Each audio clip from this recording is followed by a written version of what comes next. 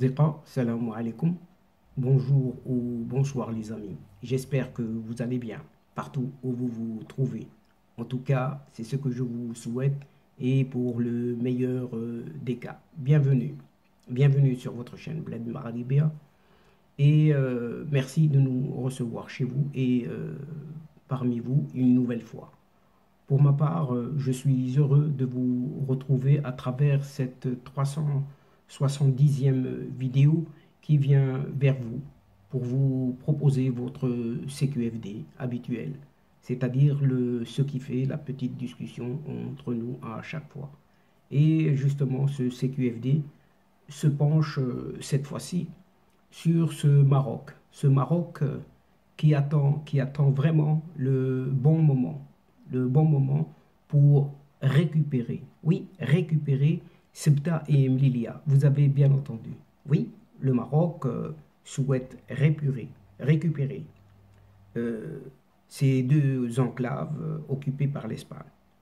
Et après avoir réussi à obtenir de cette Espagne, son soutien au plan d'autonomie du Sahara marocain. Fort probablement, cette crise insoutenable, entre guillemets, avec le Maroc, a poussé ce chef du gouvernement espagnol à changer de position complètement sur ce dossier du Sahara marocain. Et dès lors, le Maroc va-t-il réellement renoncer à Ceuta et Melilla? On en doute en tout cas. On en doute et de loin. Et cependant, un journal espagnol soutient mordicus que le Maroc ne renoncera pas et à jamais à ses revendications sur ces deux enclaves occupées par cette Espagne, telles qu'il l'a assuré après le changement de position de cette dernière Espagne sur le Sahara marocain. Ainsi, chers amis, le Maroc aurait prévu de laisser passer le temps, avant de lancer une offensive pour récupérer Ceuta et Melilla. Et il ne semble pas avoir renoncé, le Maroc ne semble pas avoir renoncé à ses prétentions sur ces deux enclaves occupées par cette Espagne. Même dans sa lettre à Mohamed VI, dans laquelle il a exprimé le soutien de l'Espagne au plan marocain d'autonomie du Sahara marocain, nulle part, Pedro Sánchez ne fait mention des deux villes, des deux enclaves, dites autonomes, soi-disant, toutefois occupées, ce qui laisse à planer des doutes sur cette épineuse question. Donc, c'est une question qui reste posée. Et d'après un quotidien, Diario 16, Pedro Sánchez a fait l'option de changer de position sur le Sahara marocain parce qu'il voulait mettre fin à cette crise insoutenable avec le Maroc juste à quelques mois de la fin de son mandat. Pour le peu de temps qu'il lui reste à passer à la Moncloa, il ne souhaite plus avoir de différends, plus de problèmes avec le Maroc, ni à avoir à gérer d'autres crises, des crises migratoires avec l'invasion de migrants à Ceuta ou encore à Melilla. Mais de son côté, le Maroc déroule tout simplement sa stratégie qui consiste à récupérer les deux villes occupées, ainsi que les îles Chafarinas, El-Hoceima ou Perejil, Leila, après avoir réglé la question du Sahara marocain, croit savoir cette même source donc. Notons également que l'ambassade du Maroc, cette fois en Espagne, a publié ces derniers jours sur son site web une carte du royaume intégrant non seulement le Sahara marocain, mais aussi Ceuta et Melilla. L'Espagne est consciente, oui, est consciente que le Maroc ne renoncera pas aussi facilement à ses envies récupératrices sur Ceuta et Melilla. D'ailleurs, les services de renseignement espagnols ont alerté dans plusieurs rapports que le Maroc prépare une offensive contre ces deux villes occupées. Et Pedro Sánchez n'a pas osé évoquer expressément la situation de ces deux enclaves par son pays dans sa lettre pour ne pas agacer le Maroc, préférant même utiliser des termes assez vagues, comme par exemple, entre guillemets, cette intégrité territoriale. Mais en visite ce mercredi dernier à Ceuta, ce même Pedro Sánchez a expliqué que son gouvernement a fait le choix de soutenir le plan marocain d'autonomie du Sahara pour mettre fin à une crise insoutenable des 10 derniers mois avec le Maroc. La crise diplomatique avec le Maroc ne pouvait pas durer plus longtemps, a déclaré Pedro Sánchez, justifiant sa décision de changer la position de l'Espagne sur le Sahara marocain. Dit-il, il y a un problème qu'il fallait régler avec le Maroc, un partenaire stratégique, a ajouté Pedro Sánchez, rappelant que les résolutions du Conseil de sécurité des Nations Unies avaient déjà approuvé le projet du Maroc d'accorder un statut autonome au Sahara marocain.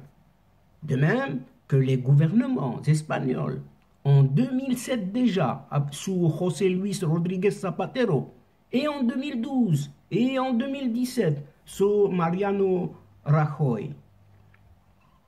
Et Pedro Sánchez précise en outre que son gouvernement n'a fait que suivre tout simplement la position qu'ont également exprimé d'autres nations très puissantes de l'Union européenne, comme la France et l'Allemagne, précisant que même la Commission européenne a salué lundi dernier la nouvelle position de cette Espagne sur le Sahara marocain.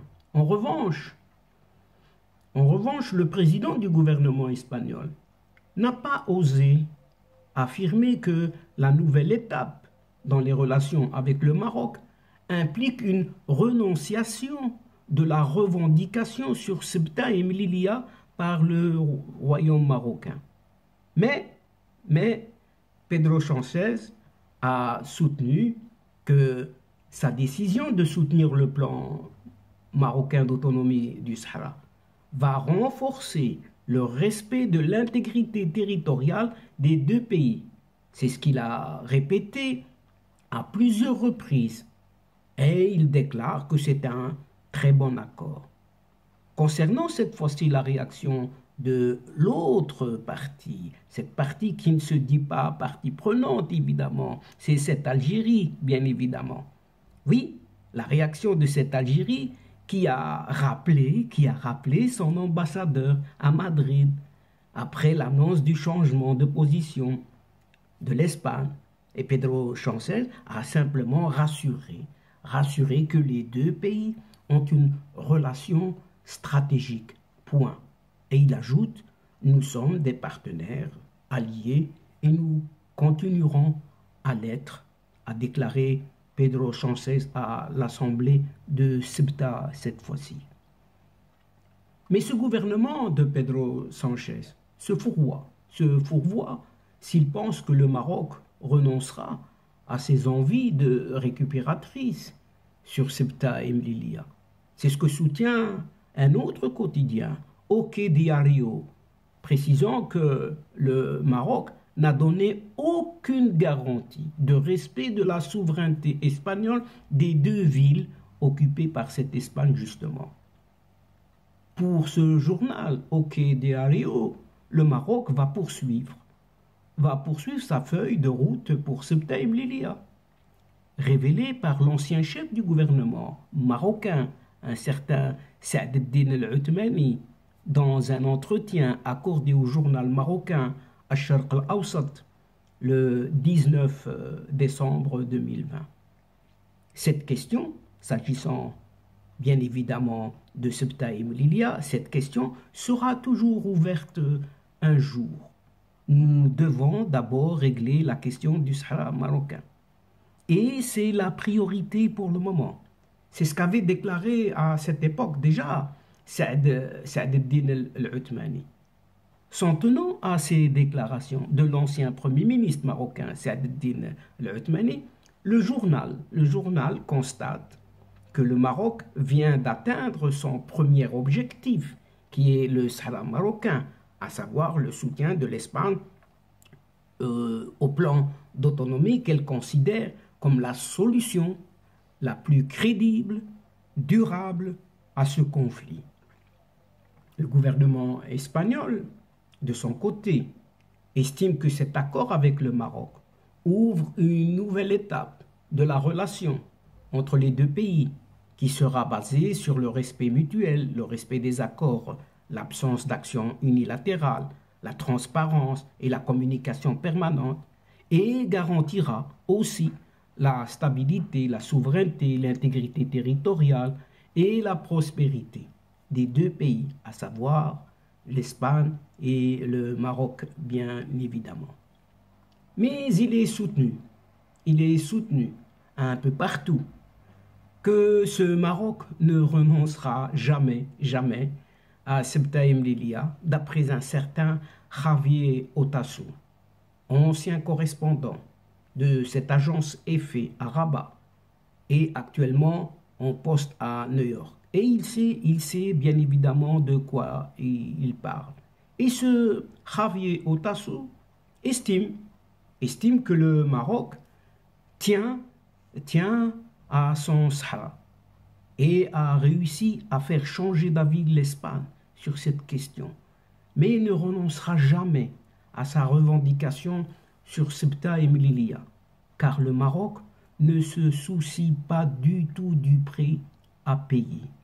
Il va même l'assumer, car cette question du Sahara marocain guide toute sa politique étrangère comme intérieure, a déclaré Javier Otasso dans un entretien à El Independiente, intervenant au sujet de la récente décision de l'Espagne de soutenir le plan marocain d'autonomie du Sahara.